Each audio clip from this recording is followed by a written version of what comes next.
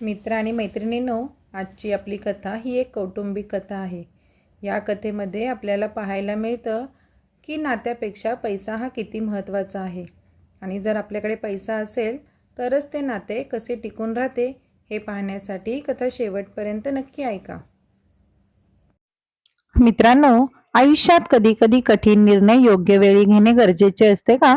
सुनेला सासऱ्यांची पेन्शन हवी असते, पण ते घरातही नको असतात. स्वार्थी सुनेला सासरे कसे प्रत्युत्तर देतात हे बघण्यासाठी कथा शेवटपर्यंत नक्की ऐका. उज्ज्वला या त्यांच्या खोलीत ज्ञानेश्वरी घेऊन वाचत बसल्या होत्या, तेव्हा त्यांची सून सुरुची एखाद्या बाणासारखी त्यांच्या खोलीत आली आणि म्हणाली, आई, ज्ञानेश्वरी वाचून तुमचे पोट भरणार नाही. आज या महिन्याची 4 तारीख आली आहे, तरी तुमच्या पतिदेवांनी पेन्शनचे पैसे अजूनही दिलेले नाहीत. स्वयंपाकघरातील सर्व रेशन संपत आलेले आहे. घरातील खर्च दिवसेंदिवस वाढत आहे. तुमचे पूज्य पतिदेव आले की आजच पेन्शनचे पैसे काढण्यासाठी सांगा. अजून एक दिवसही उशीर झाला तर ते चांगले होणार नाही. सुरुची तिच्या सासूला रागाने तंतनत सांगत होती. उज्ज्वला म्हणाल्या, सुरुची, यावेळी तुला पेन्शनचे पैसे मिळणार नाही, कारण तुझे सासरे आणि मी यावेळी बाहेर फिरायला जात आहोत आणि तुझ्या सासऱ्यांनी तिकिटे सुद्धा बुक केले आहेत. म्हणून यावेळी आम्ही तुला पेन्शनचे पैसे देऊ शकणार नाही. उज्ज्वला यांचे शब्द ऐकून सुरुचीचा राग आणखी वाढला. सुरुची तिचा नवरा मयूरकडे गेली आणि ओरडली, अगं ये म्हातारे, काय बोलत होतीस ते सांग पुन्हा तुझ्या मुलाला. फिरायला निघालेत. म्हातारपणी असं फिरायला लाज वाटत नाही का? अगं, तुझ्या वयाचा थोडा विचार कर. तुझ्या हाडांमध्ये जीव नाही आणि तू फिरण्याबद्दल बोलतेस. कुठेही इकडे तिकडे फिरण्याची गरज नाही आणि फालतू खर्च करण्याची तर मुळीच गरज नाही. उज्ज्वला यांनी त्यांच्या सुनेचे बोलणे शांतपणे ऐकून घेतले, कारण सूनच घर चालवते. उज्ज्वला यांचे पती अंकुश सरकारी नोकरीतून निवृत्त झाले आहेत. त्यांना पेन्शन मिळते. त्यांना त्यांची पूर्ण पेन्शन त्यांच्या सुनेला द्यावी लागते. सून तिच्या स्वतःच्या बुद्धीनुसार पैसे किती खर्च करायचे आणि कुठे करायचे हे ठरवते आणि कोणाला जर पैसे हवे असतील तर त्याला किती द्यायचे हे देखील तीच ठरवते. अंकुशांना खर्चायला पैसेही सुनेकडेच मागावे लागतात.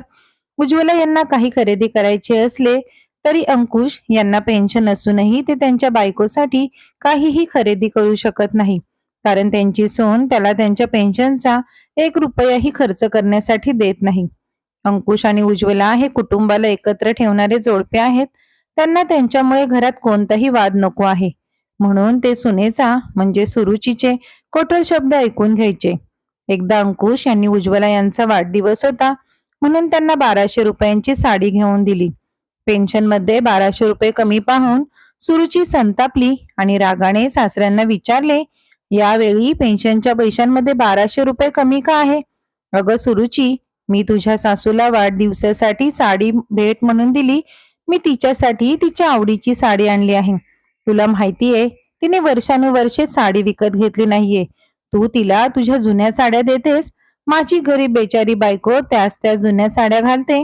म्हणून मी विचार केला, यावर्षी तिच्या वाढदिवसाला एक नवीन साडी घेऊन द्यावी.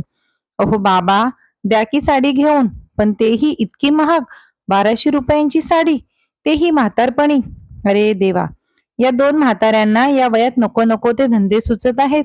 शहरात किती छोटे मोठे खर्च असतात हे त्यांना माहीतही नाही का? तसंही तुम्ही आयुष्यभर गावात राहिल्यामुळे तुम्हाला कसं कळेल? त्या दिवशी साडीवरून सुनेने उज्ज्वला आणि अंकुश यांना इतक्या वाईट गोष्टी ऐकवल्या की त्यांनी 2-3 दिवस काहीही खाल्लं नाही. गरीब उज्ज्वला सुनेच्या कृत्याबद्दल विचार करून घाबरल्या होत्या.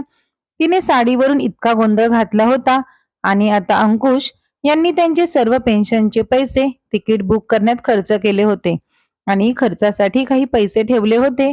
यावेळी त्यांची सून काय करेल या विचाराने त्यांना काही सुचत नव्हते. संध्याकाळी उज्ज्वला यांचा मुलगा मयूर घरी येताच सुरुचीने पुन्हा गोंधळ घातला. तिने तिच्या नवऱ्याला खूप खूप गोष्टी ऐकवून भडकवून दिले आणि त्याला सासऱ्यांच्या खोलीत पाठवले. मयूर संतापला. तो त्याच्या आईवडिलांच्या खोलीत आला आणि ओरडला, म्हातारपणात तुमचे पाय जमिनीवर टेकत नाहीत का? मी काय ऐकतोय? तुम्ही मला न विचारताच फिरायला जाण्याचे नियोजन करत आहात. या महिन्याची 5 तारीख आहे आणि तुम्ही अजूनही तुमचे पेन्शनचे पैसेही काढले नाहीत. आतापर्यंत तुम्ही पेन्शनचे पैसे काढून सुरुचीला दिले तर नाहीतच आणि सर्व पैसे आम्हाला न विचारता खर्चही केलेत.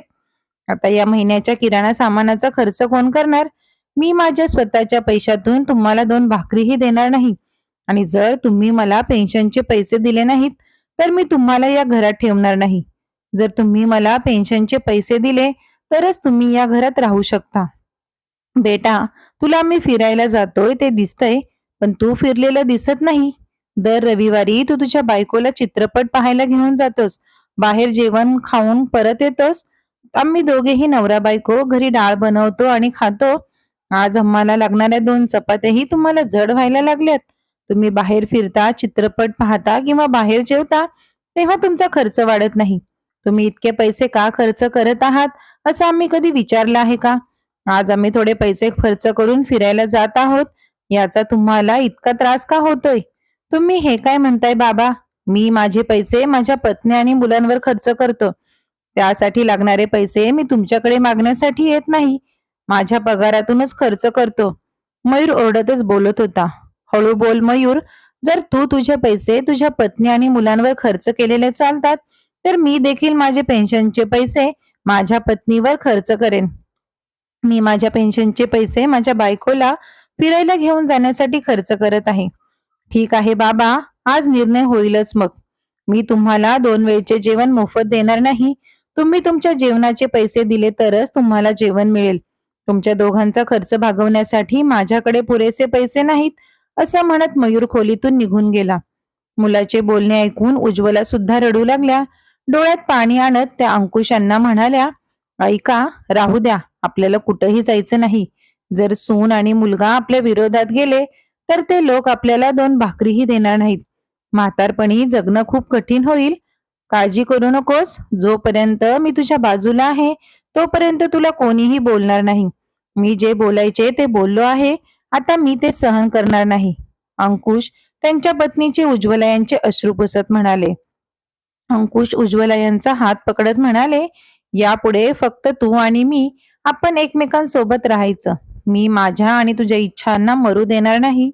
मी लहान असताना आकाशात उडणारी विमानं पाहिली होती आणि मला त्यात बसायचे होते, पण मला माझ्या पालकांकडे पुरेसे पैसे नव्हते म्हणून ते करू शकलो नाही. आणि जेव्हा मोठा झालो, नोकरी लागली, लग्न केले, संसाराची जबाबदारी अंगावर पडली आणि लगेच मुलगा झाला.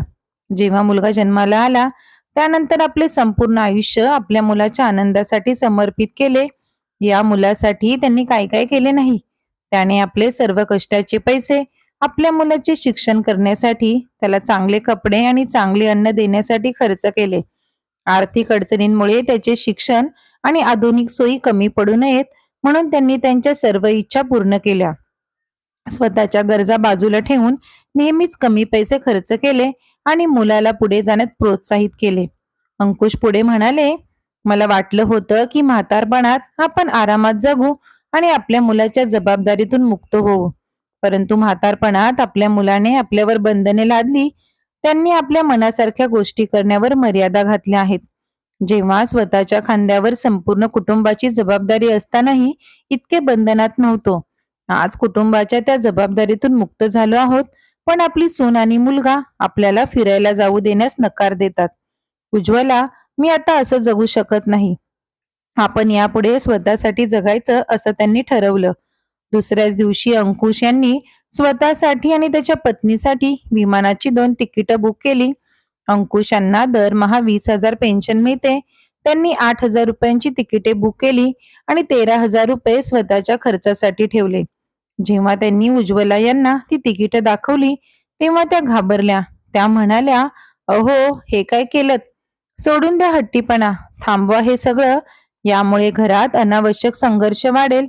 अंकुश म्हणाले, उज्ज्वला, तुला घाबरण्याची गरज नाही. आपण आपल्या मुलावर आणि सुनेवर अवलंबून नाही. हे माझ्या पेन्शनचे पैसे आहेत आणि ते कसे खर्च करायचे हे यापुढे मीच ठरवणार आहे. दुसऱ्या दिवशी अंकुश यांनी उज्ज्वला आणि त्यांच्यासाठी 2 नवीन साड्या, 1 पंजाबी ड्रेस आणला आणि स्वतःसाठी 2 जोड्या नवीन कुर्ता पायजमा खरेदी केला. घरी आल्यावर उज्ज्वला यांना देत म्हणाले, हे घे उज्ज्वला, तुझे आणि माझे सामान पॅक करून ठेव. आपल्या दोघांनाही 2 दिवसात निघायचं आहे. आपल्याला बरोबर माझा एक मित्र आणि त्याची बायको सुद्धा येत आहेत. त्यांच्या पुढे तू सुद्धा नीट दिसावी म्हणून मी तुझ्यासाठी ड्रेस आणि साडी आणली आहे. अंकुशांचे बोलणे मुलाने आणि सुनेने ऐकले तेव्हा त्या दोघांना अजूनच राग आला. आता त्यांनी त्यांच्या सर्व मर्यादा ओलांडल्या. मयूर म्हणाला, बाबा, आम्ही तुम्हाला आता या घरात ठेवू शकत नाही. तुम्ही तुमची राहण्याची व्यवस्था स्वतः करा.